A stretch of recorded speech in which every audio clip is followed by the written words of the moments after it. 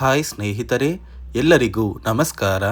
ನೋಡಿ, ಗೃಹಲಕ್ಷ್ಮಿ ಯೋಜನೆಯ ಪ್ರತಿಯೊಂದು ಫಲಾನುಭವಿಗಳಿಗೆ ಸರ್ಕಾರ 6,000 ಹಣನ ಜಮಾ ಮಾಡ್ತಾ ಇದ್ದು, ನಿಮ್ಮ ಬ್ಯಾಂಕ್ ಖಾತೆಗೆ ನಾಳೆ ಬುಧವಾರ ಮಾರ್ಚ್ 19ರಂದು ಕರ್ನಾಟಕದ 25 ಜಿಲ್ಲೆಗಳ ಪ್ರತಿಯೊಂದು ಫಲಾನುಭವಿಗಳಿಗೆ ಈ 6,000 ಹಣ ಜಮಾ ಆಗ್ತಾ ಇದೆ. ಈ ಒಂದು ಹಣದಲ್ಲಿ ಗೃಹಲಕ್ಷ್ಮಿ ಯೋಜನೆಯ 17 ಮತ್ತು 18ನೇ ಕಂತಿನ 4,000 ಹಣ, ಅದೇ ರೀತಿ ಅನ್ನಭಾಗ್ಯ ಯೋಜನೆಯ ಕಳೆದ 5 ತಿಂಗಳ ಪೆಂಡಿಂಗ್ ಇರುವಂತಹ 2,000 ಹಣ, ಒಟ್ಟಾರೆ 6,000 ಹಣ ಪ್ರತಿಯೊಂದು ಫಲಾನುಭವಿಗಳಿಗೆ ಜಮಾ ಆಗ್ತಾ ಇದ್ದು, ಕೆಲವೊಂದು ಫಲಾನುಭವಿಗಳಿಗೆ ಸರ್ಕಾರ ಈ 6,000 ಹಣನ ಕ್ಯಾನ್ಸಲ್ ಮಾಡಿದೆ. ಹಾಗಾದ್ರೆ ಬನ್ನಿ, ಸರ್ಕಾರದಿಂದ ಬಂದಿರುವಂತಹ ಒಂದು ಮಾಹಿತಿ ಏನು ಅಂತ ನಾನು ನಿಮಗೆ ತಿಳಿಸ್ಕೊಡ್ತಾ ಇದ್ದೀನಿ. ಅದಕ್ಕಿಂತ ಮೊದಲು ನೋಡಿ ಸ್ನೇಹಿತರೆ, ನೀವೇನಾದ್ರೂ ಇನ್ನೂ ಸಹ ನನ್ನ ಚಾನಲ್ನ ಸಬ್ಸ್ಕ್ರೈಬ್ ಆಗಿಲ್ಲ ಅಂದರೆ ದಯವಿಟ್ಟು ಪ್ರತಿಯೊಬ್ಬರು ಚಾನಲ್ನ ಸಬ್ಸ್ಕ್ರೈಬ್ ಮಾಡ್ಕೊಳ್ಳಿ, ಹಾಗೆ ವಿಡಿಯೋಗೆ ಒಂದು ಲೈಕ್ನ ಕೊಡಿ. ಹೌದು ವೀಕ್ಷಕರೇ, ಕಳೆದ 3 ತಿಂಗಳಿಂದ ಸಾಕಷ್ಟು ಫಲಾನುಭವಿಗಳು ಸರ್ಕಾರದಿಂದ ನಮ್ಮ ಬ್ಯಾಂಕ್ ಖಾತೆಗೆ ಗೃಹಲಕ್ಷ್ಮಿ ಯೋಜನೆಯ ಹಣ ಜಮಾ ಆಗ್ತಾ ಇಲ್ಲ ಅಂತ ಪ್ರತಿನಿತ್ಯವೂ ಕೂಡ ವೆಯ್ಟ್ ಮಾಡ್ತಾ ಇದ್ರಿ. ಇದೀಗ ಕೆಲವೇ ದಿನಗಳ ಹಿಂದೆ ಸರ್ಕಾರ ಪ್ರತಿಯೊಂದು ಫಲಾನುಭವಿಗಳಿಗೆ 16ನೇ ಕಂತಿನ ಹಣನ ಜಮಾ ಮಾಡಿದ್ದು, ನಿಮ್ಮ ಬ್ಯಾಂಕ್ ಖಾತೆಗೆ ನಾಳೆ ಬುಧವಾರ ಮಾರ್ಚ್ 19ರಂದು ಸರ್ಕಾರ ಗೃಹಲಕ್ಷ್ಮಿ ಯೋಜನೆಯ 17 ಮತ್ತು 18ನೇ ಕಂತಿನ 4,000 ಹಣ, ಅದೇ ರೀತಿ ಅನ್ನಭಾಗ್ಯ ಯೋಜನೆಯ ಕಳೆದ 5 ತಿಂಗಳ ಪೆಂಡಿಂಗ್ ಇರುವಂತಹ 2,000 ಹಣ, ಒಟ್ಟಾರೆ ಪ್ರತಿಯೊಂದು ಫಲಾನುಭವಿಗಳಿಗೆ ಸರ್ಕಾರ 6,000 ಹಣನ ಜಮಾ ಮಾಡ್ತಾ ಇದೆ. ನಿಮ್ಮ ಬ್ಯಾಂಕ್ ಖಾತೆಗೆ ಹೇಗೆ 6,000 ಹಣ ಜಮಾ ಆಗ್ತಾ ಇದೆ ಅಂತ ನಾನು ನಿಮಗೆ ವಿತ್ ಪ್ರೂಫ್ ಮೂಲಕ ಮಾಹಿತಿನ ಕೊಡ್ತಾ ಇದ್ದೀನಿ. ದಯವಿಟ್ಟು ಪ್ರತಿಯೊಬ್ಬರು ಈ ಒಂದು ಆಡಿಯೋನ ಕೇಳಿ. ಎಲ್ಲ ಗೃಹಲಕ್ಷ್ಮಿಗಳಿಗೆ ಇಷ್ಟೇ ಹೇಳಲಿಕ್ಕೆ ಬಯಸ್ತೇನೆ, ನಿಮ್ಮ ಕಾಳಜಿ ನಮಗಿದೆ. ನೀವು ಗೃಹಲಕ್ಷ್ಮಿ ಹಣ ಬರುತ್ತೆ ಅಂತ ತಿಂಗಳಿಗೆ ಏನೇನೋ ನೀವು ವಿಚಾರ ಮಾಡ್ಕೊಂಡಿದ್ರೆ ಅದು ನಿಮ್ಮ ತಪ್ಪಲ್ಲ. ಸರ್ಕಾರ ವಾಗ್ದಾನ ಮಾಡಿದೆ. ಸಿದ್ದರಾಮಯ್ಯನವರು ಆಗಿರ್ಬೋದು, ಡಿ ಕೆ ಶಿವಕುಮಾರ್ ಅವರಾಗಿರ್ಬೋದು, ತಮಗೆ ಕೊಟ್ಟ ಭಾಷೆಯನ್ನು ನೆರವೇರಿಸಲಿಕ್ಕೆ ಸಾರಥಿ ಥರ ನಾನು ಕೂಡ ನಿಂತ್ಕೊಂಡಿದ್ದೀನಿ. ಯಾವುದೇ ಕಾರಣಕ್ಕೂ ಚಿಂತೆ ಬೇಡ. ನಿಮಗೇನು 3 ತಿಂಗಳ ಹಣ ಬಂದಿಲ್ಲ, ಆ 3 ತಿಂಗಳ ಹಣವನ್ನು ಆದಷ್ಟು ಶೀಘ್ರದಲ್ಲಿ ತಮಗೆ ಹಾಕ್ಕೊಡ್ತೀನಿ. ಕೇಳಿದ್ರಲ್ಲ ವೀಕ್ಷಕರೇ, ಸಚಿವೆ ಲಕ್ಷ್ಮೀ ಹೆಬ್ಬಾಳ್ಕರ್ ಅವರೇ ಕೊಟ್ಟಿರುವಂತಹ ಒಂದು ಮಾಹಿತಿಯ ಪ್ರಕಾರ ಗೃಹಲಕ್ಷ್ಮಿ ಯೋಜನೆಯ ಪ್ರತಿಯೊಂದು ಫಲಾನುಭವಿಗಳಿಗೆ ಸರ್ಕಾರದಿಂದ 3 ತಿಂಗಳ ಹಣ ಅಂದರೆ ಡಿಸೆಂಬರ್, ಜನವರಿ ಮತ್ತು ಫೆಬ್ರವರಿ ತಿಂಗಳ ಒಟ್ಟು 6,000 ಹಣನ ಜಮಾ ಮಾಡ್ತೀವಿ ಅಂತ ಒಂದು ಭರ್ಜರಿ ಗುಡ್ಡಿಸ್ನ ಕೊಟ್ಟಿದ್ರು. ಇದೀಗ ಸರ್ಕಾರದಿಂದ ಡಿಸೆಂಬರ್ ತಿಂಗಳ 16ನೇ ಕಂತಿನ ಹಣ ಸಾಕಷ್ಟು ಫಲಾನುಭವಿಗಳು ಪಡ್ಕೊಂಡಿದ್ದೀರಾ. ನಿಮ್ಮ ಬ್ಯಾಂಕ್ ಖಾತೆಗೆ ನಾಳೆ ಬುಧವಾರ ಮಾರ್ಚ್ 19ರಂದು ಸರ್ಕಾರದಿಂದ 17 ಮತ್ತು 18ನೇ ಕಂತಿನ ಹಣ ಅಂದರೆ 2 ತಿಂಗಳ 4,000 ಹಣನ ಜಮಾ ಮಾಡ್ತಾ ಇದೆ. ಈ ಒಂದು ಹಣದ ಜೊತೆಗೆ ಅನ್ನಭಾಗ್ಯ ಯೋಜನೆಯ ಕಳೆದ 5 ತಿಂಗಳ 2,000 ಹಣ ಕೂಡ ಜಮಾ ಆಗ್ತಾ ಇದ್ದು, ಕರ್ನಾಟಕದ 25 ಜಿಲ್ಲೆಗಳಿಗೆ ಈ ಒಂದು ಹಣ ಜಮಾ ಆಗ್ತಾ ಇದೆ. ಮತ್ತು ನೀವು ಈ 6,000 ಹಣನ ಒಟ್ಟಿಗೆ ಪಡ್ಕೋಬೇಕು ಅಂದರೆ ಸರ್ಕಾರದಿಂದ ಕೆಲವೊಂದು ನಿಯಮಗಳನ್ನ ಕೂಡ ಜಾರಿಗೆ ತಂದಿದ್ದಾರೆ. ಈ ನಿಯಮಗಳ ಪ್ರಕಾರ ಸಾಕಷ್ಟು ಫಲಾನುಭವಿಗಳಿಗೆ ಸರ್ಕಾರ ಈ ಬಾರಿ ಈ 6,000 ಹಣನ ಕ್ಯಾನ್ಸಲ್ ಮಾಡಿದೆ.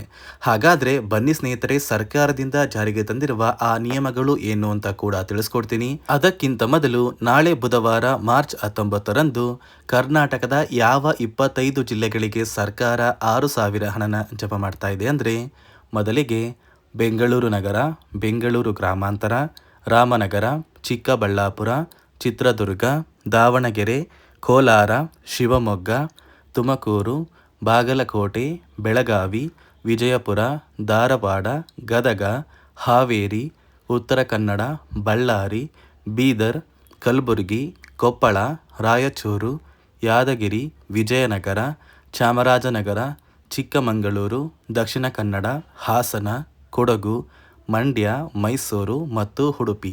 ಈ 25 ಜಿಲ್ಲೆಗಳ ಪ್ರತಿಯೊಂದು ಫಲಾನುಭವಿಗಳಿಗೆ ಸರ್ಕಾರ 6,000 ಹಣನ ಜಮಾ ಮಾಡ್ತಾ ಇದ್ದು, ಮಾರ್ಚ್ ತಿಂಗಳು ಮುಗಿಯುವಷ್ಟರಲ್ಲಿ ಪ್ರತಿಯೊಂದು ಫಲಾನುಭವಿಗಳು ನಿಮ್ಮ ಬ್ಯಾಂಕ್ ಖಾತೆಗೆ ಈ 6,000 ಹಣನ ಪಡ್ಕೋತೀರಾ. ನೋಡಿ ಸ್ನೇಹಿತರೆ, ಈ ಬಾರಿ ಸುಮಾರು 1 ಲಕ್ಷಕ್ಕಿಂತ ಅಧಿಕ ಫಲಾನುಭವಿಗಳ ಬ್ಯಾಂಕ್ ಖಾತೆಗೆ ಸರ್ಕಾರ ಗೃಹಲಕ್ಷ್ಮಿ ಯೋಜನೆಯ ಹಣನ ಜಮಾ ಮಾಡ್ತಾ ಇಲ್ಲ. ಕಾರಣ ಏನು ಅಂದರೆ, ನಿಮ್ಮ ಬ್ಯಾಂಕ್ ಖಾತೆಗೆ ಡೆಬಿಟ್ ಮೂಲಕ ಹಣ ಜಮಾ ಮಾಡುವಂತಹ ಸಂದರ್ಭದಲ್ಲಿ ಸರ್ಕಾರ ಸಾಕಷ್ಟು ಫಲಾನುಭವಿಗಳ ಒಂದು ಬ್ಯಾಂಕ್ ಖಾತೆಗೆ ಹಣ ಜಮಾ ಮಾಡೋದನ್ನು ಕ್ಯಾನ್ಸಲ್ ಮಾಡಿದೆ.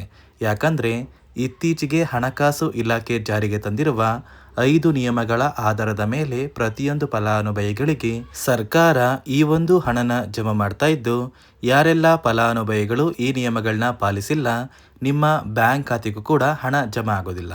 ಹಾಗಾದರೆ ಬನ್ನಿ ಸ್ನೇಹಿತರೆ, ಸರ್ಕಾರ ಜಾರಿಗೆ ತಂದಿರುವ ಆ 5 ಹೊಸ ನಿಯಮಗಳು ಏನು ಅಂತ ನಾನು ನಿಮಗೆ ತಿಳಿಸ್ಕೊಡ್ತಾ ಇದ್ದೀನಿ. ನೋಡಿ ಸ್ನೇಹಿತರೆ, ಮೊದಲನೆಯ ಒಂದು ನಿಯಮ ಬಂದು ಸಾಕಷ್ಟು ಫಲಾನುಭವಿಗಳು ಹೊಂದಿರುವಂತಹ ಒಂದು ರೇಷನ್ ಕಾರ್ಡ್ ಏನಿದೆ, ಆ ಒಂದು ರೇಷನ್ ಕಾರ್ಡ್ನ ಮನೆಯ ಸದಸ್ಯರ ಪ್ರತಿಯೊಬ್ಬರ ಒಂದು ಆಧಾರ್ ಕಾರ್ಡ್ನ ನಿಮ್ಮ ರೇಷನ್ ಕಾರ್ಡ್ಗೆ ಕಡ್ಡಾಯವಾಗಿ ಲಿಂಕ್ ಮಾಡಿಸ್ಬೇಕು.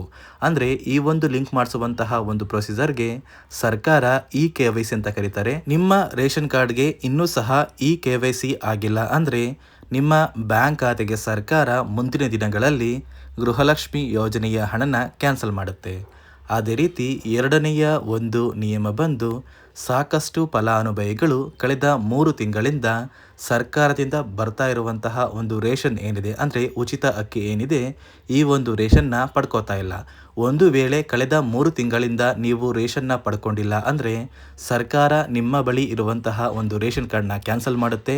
ನಿಮ್ಮ ರೇಷನ್ ಕಾರ್ಡ್ನ ಸರ್ಕಾರ ಕ್ಯಾನ್ಸಲ್ ಮಾಡಿದ್ರೆ ನಿಮ್ಮ ಬ್ಯಾಂಕ್ ಖಾತೆಗೆ ಗೃಹಲಕ್ಷ್ಮಿ ಯೋಜನೆಯ ಹಣ ಇರ್ಬೋದು ಮತ್ತು ಸರ್ಕಾರದಿಂದ ಬರುವಂತಹ ಒಂದು ಸೌಲಭ್ಯಗಳನ್ನ ನೀವು ಕಳ್ಕೋಬೇಕಾಗುತ್ತೆ.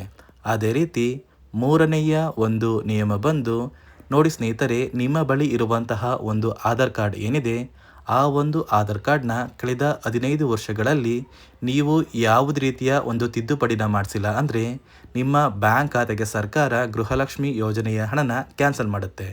ಯಾಕಂದರೆ ಸರ್ಕಾರದಿಂದ ಬಂದಿರುವಂತಹ ಒಂದು ಆದೇಶದ ಪ್ರಕಾರ ಪ್ರತಿಯೊಂದು ಫಲಾನುಭವಿಗಳು ಕಳೆದ 15 ವರ್ಷಗಳಲ್ಲಿ ಯಾವುದೇ ರೀತಿಯ ಒಂದು ತಿದ್ದುಪಡಿನ ನಿಮ್ಮ ಆಧಾರ್ ಕಾರ್ಡ್ಗೆ ನೀವು ಮಾಡಿಸಿಲ್ಲ ಅಂದರೆ ಕಡ್ಡಾಯವಾಗಿ ಆದಷ್ಟು ಬೇಗ ನಿಮ್ಮ ಆಧಾರ್ ಕಾರ್ಡ್ಗೆ ತಿದ್ದುಪಡಿನ ಮಾಡಿಸಿ.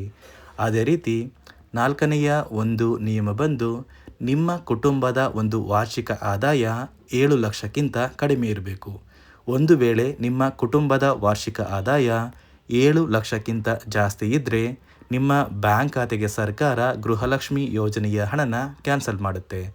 ಅದೇ ರೀತಿ 5ನೆಯ ಒಂದು ನಿಯಮ ಬಂದು ನಿಮ್ಮ ಕುಟುಂಬದ ಸದಸ್ಯರು ಅಥವಾ ಗೃಹಲಕ್ಷ್ಮಿ ಯೋಜನೆಯ ಫಲಾನುಭವಿಗಳು ಯಾರು ಕೂಡ ಸರ್ಕಾರಿ ನೌಕರರಾಗಿ ಕಾರ್ಯನಿರ್ವಹಿಸ್ತಾ ಇರಬಾರ್ದು.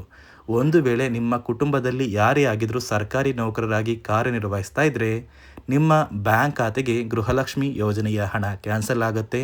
ಈ 5 ನಿಯಮಗಳ ಆಧಾರದ ಮೇಲೆ ಪ್ರತಿಯೊಂದು ಫಲಾನುಭವಿಗಳಿಗೆ ಸರ್ಕಾರ ಹಣ ಜಮಾ ಮಾಡ್ತಾ ಇದೆ. ಒಂದು ವೇಳೆ ನೀವು ಈ 5 ನಿಯಮಗಳನ್ನ ಪಾಲಿಸಿಲ್ಲ ಅಂದರೆ ನೀವು ಕೂಡ ಗೃಹಲಕ್ಷ್ಮಿ ಯೋಜನೆಯ ಹಣದಿಂದ ವಂಚಿತರಾಗಬೇಕಾಗುತ್ತೆ. ನಾಳೆ ಮಂಗಳವಾರ ಮಾರ್ಚ್ 19ರಂದು ಕರ್ನಾಟಕದ 25 ಜಿಲ್ಲೆಗಳ ಪ್ರತಿಯೊಂದು ಫಲಾನುಭವಿಗಳಿಗೆ ಸರ್ಕಾರ 6,000 ಹಣನ ಜಮಾ ಮಾಡ್ತಾ ಇದೆ. ಪ್ರತಿಯೊಂದು ಫಲಾನುಭವಿಗಳು ಕೆಲವೇ ದಿನಗಳಲ್ಲಿ ನಿಮ್ಮ ಬ್ಯಾಂಕ್ ಖಾತೆಗೆ ಈ 6,000 ಹಣನ ಪಡ್ಕೋತೀರಾ ಅಂತ ಹೇಳ್ತಾ, ಇದಿಷ್ಟು ಗೃಹಲಕ್ಷ್ಮಿ ಮತ್ತು ಅನ್ನಭಾಗ್ಯ ಯೋಜನೆ ಕುರಿತು ಪ್ರತಿಯೊಂದು ಫಲಾನುಭವಿಗಳಿಗೆ ಸರ್ಕಾರದಿಂದ ಬಂದಿರುವಂತಹ ಒಂದು ಮಾಹಿತಿಯಾಗಿದೆ. ನಾನು ಕೊಟ್ಟಿರುವಂತಹ ಮಾಹಿತಿ ನಿಮಗೆ ಇಷ್ಟ ಆಗಿದ್ದರೆ ದಯವಿಟ್ಟು ಪ್ರತಿಯೊಬ್ಬರು ನನ್ನ ಚಾನಲ್ನ ಸಬ್ಸ್ಕ್ರೈಬ್ ಮಾಡ್ಕೊಳ್ಳಿ, ಹಾಗೆ ವಿಡಿಯೋಗೆ ಒಂದು ಲೈಕ್ನ ಕೊಡಿ.